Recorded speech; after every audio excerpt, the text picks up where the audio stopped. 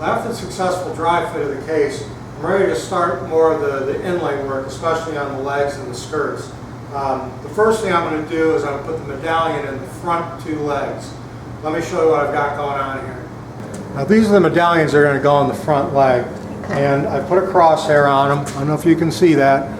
Crosshair where I'm going to put the medallions and also the outline of it. Now I did make a template. This took me about 3 times before I got it right. I had to make sure that these were nice and smooth on the sanding and also that they fit well. So what I'm going to do is I'm going to use some double stick tape and I'm going to tape this to the front of it. Then I'm going to use my router with the template bit and I'm just going to cut that recess out.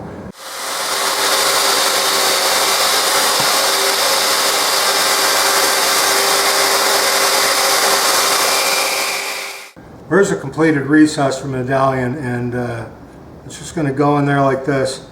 This is a little tight and I want to keep it that way. I don't want to press it in there. I'll never get it out again. But that's one. I just got to do the other one.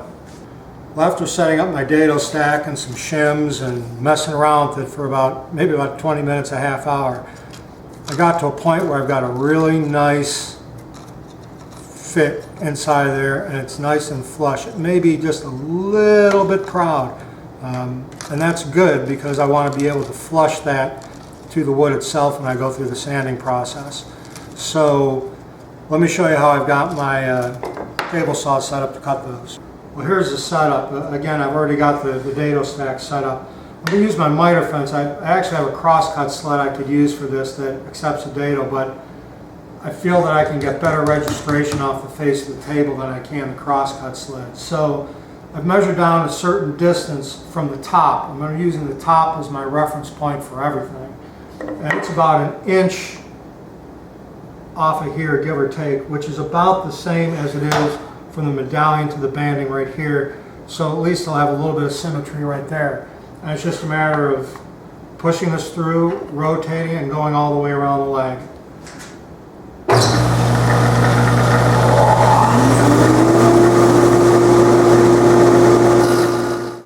Now the banding on the top has to be much more precise than what I did on the bottom. I need to make sure that when I put this banding in,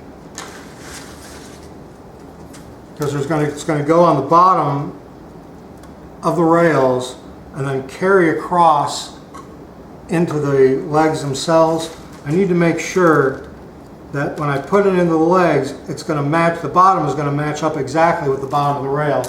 So what I've done is I put one of the rails in. I know all my rails are exactly the same size. I've always used the same reference point on this, which is the top of the legs. So this is dead flush with the top of the leg. So what I'm going to do is I'm going to take my marking knife and I'm just going to mark on this one leg where the bottom of that inlay will go. So I can take this mark over to my table saw and set up the miter gauge to cut it at that point. Well, I've made a test cut in this, and again, I always want to reference off the top of the leg. And it looks like I'm good to go, so I'm just going to go ahead and make these cuts the same way I did at the bottom.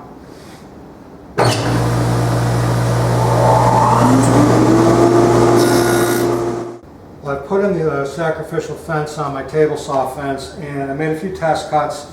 And this is dead nuts to the bottom of this. I also took all the boards, put them in their respective mortises, and made sure I marked exactly where that inlay is going. I only get one chance at this, and I want to make sure I do it right the first time.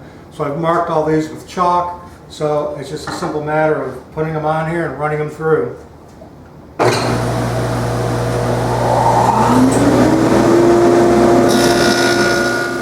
Well, I put that one sample joint back together and it's nice and flush on the top. I've got a small piece of the inlay I cut off. Just going to put it in there, and when I match this up to the groove I cut in the bottom of the rails, it matches up perfectly. And I need to put that all the way around the leg, and again it's going to go on the bottom here. The next thing I need to do is I need to do one more routing operation for more inlay, which is going to go on the face of the front legs.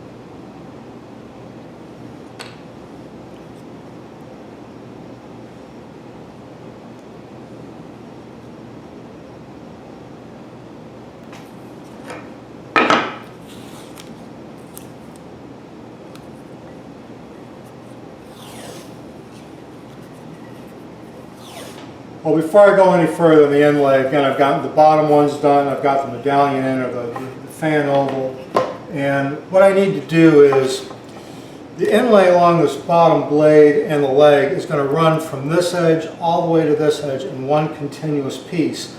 So I have to attach this lower blade right now if I want to do that. So I'm going to go ahead and glue this up and then put that piece of inlay in.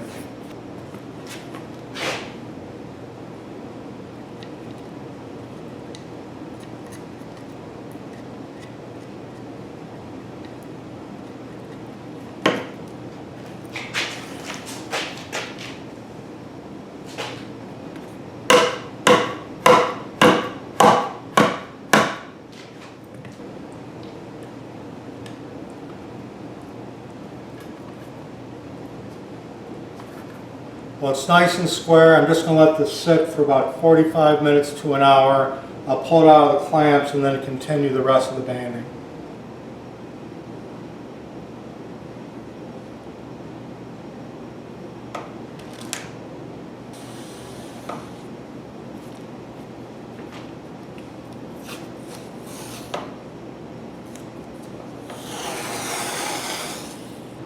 Well, here's the finished legs with the banding, the inlay, and the ovals. I need to flush this down with a little bit of sandpaper. I don't want to scrape this. This banding is still pretty delicate. Once I get that done, I'll start finishing up some of the stuff that I need to do to assemble the base.